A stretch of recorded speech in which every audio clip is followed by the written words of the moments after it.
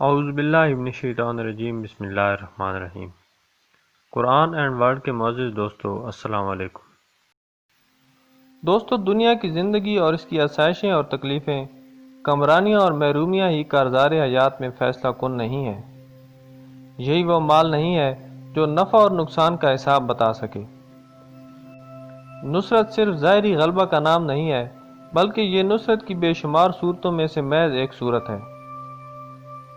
اللہ کی میزان فیصلہ میں اصل وزن عقیدہ کا ہے، اور نصرت کی اعلیٰ ترین شکل یہ ہے کہ روح مادہ پر غالب آ جائے، عقیدہ کو رنج و مان پر کامیابی ہو اور آزمائش کے مقابلے میں ایمان فتح یاب ہو جائے۔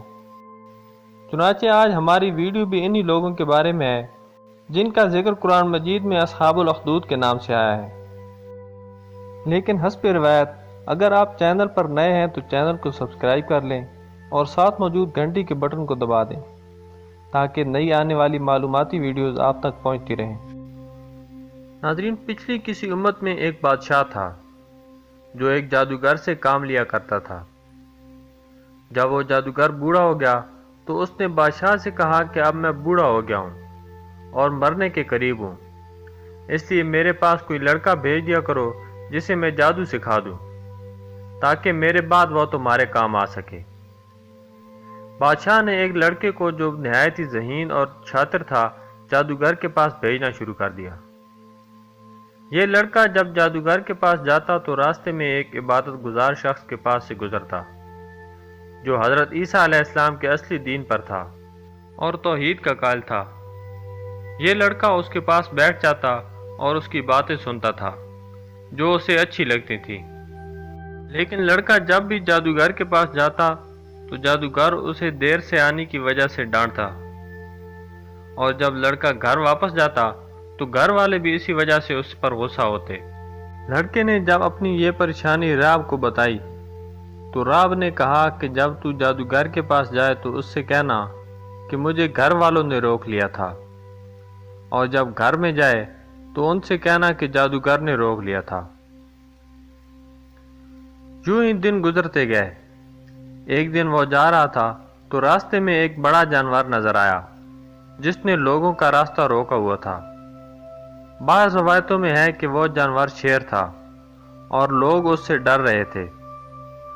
لڑکے نے ایک پتھر اٹھایا اور اللہ تعالیٰ سے دعا کی کہ یا اللہ، اگر راب کی بات آپ کو جادوگر کی باتوں سے زیادہ پسند ہے تو اس پتھر سے اس جانور کو مروا دیجیے۔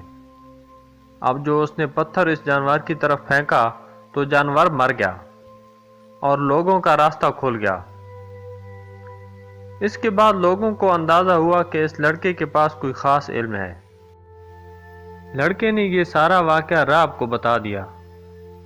راب نے اس سے کہا کہ تیرا مرتبہ بہت بلند ہوگا، لیکن تجھ پر آزمائشیں آئیں گی جو تمہیں برداشت کرنی پڑیں گی۔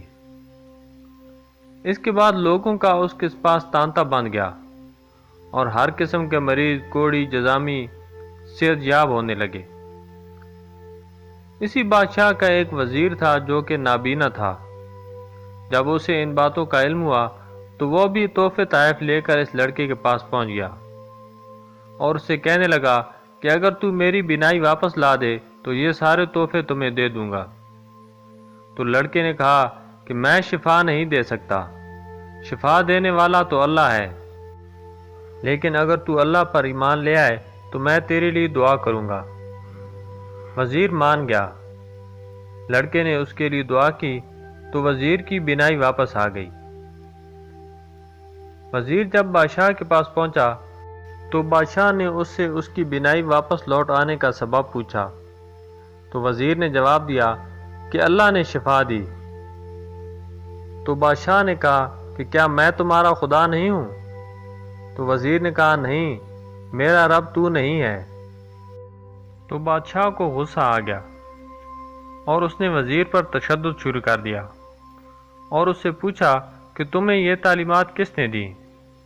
تو وزیر نے لڑکے کا نام بتا دیا۔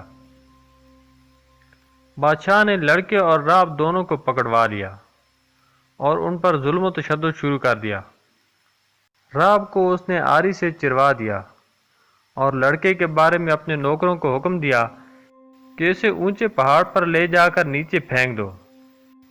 لیکن جب وہ لوگ لڑکے کو لے کر گئے تو اس نے اللہ تعالیٰ سے دعا کی۔ پہاڑ پر زلزلہ آیا جس سے وہ لوگ مر گئے اور لڑکا زندہ رہا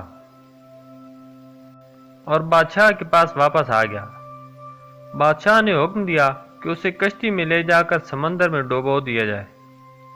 لڑکے نے پھر اللہ سے دعا کی کہ یا اللہ مجھے ان کے شر سے بچا، جس کے نتیجے میں کشتی الٹ گئی اور وہ سب ڈوب گئے اور لڑکا پھر سلامت رہا۔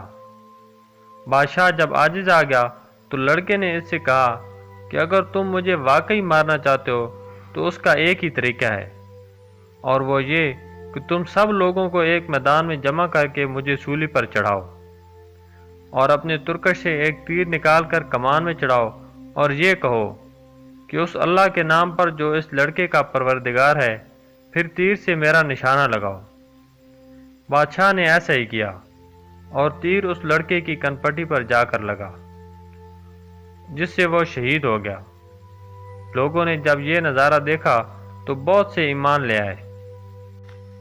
جب بادشاہ کے مشیروں نے یہ حال دیکھا تو کہنے لگے کہ ہم نے تو اس لڑکے کو اس لیے قتل کیا تھا کہ دین حق نہ پھیلے، لیکن یہاں تو معاملہ ہی الٹا ہو گیا۔ جس پر بادشاہ نے خندقیں کھدوانے کا حکم دیا اور اس میں لکڑیاں ڈال کر آگ جلوا دی، اور حکم دیا کہ جو کوئی دین حق کو نہ چھوڑے اسے ان خندقوں میں ڈال دیا جائے۔ چنانچہ اس طرح ایمان والوں کی ایک بڑی تعداد کو زندہ جلا دیا گیا۔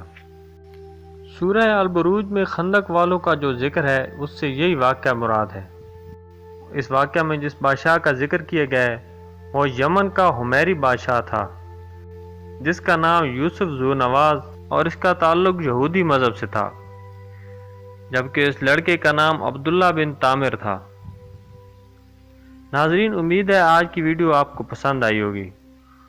کمنٹس میں ضرور بتائیے گا۔ اپنا اور اپنے آس پاس کے لوگوں کا خیال رکھیے اور اس چینل کا بھی۔ اللہ حافظ۔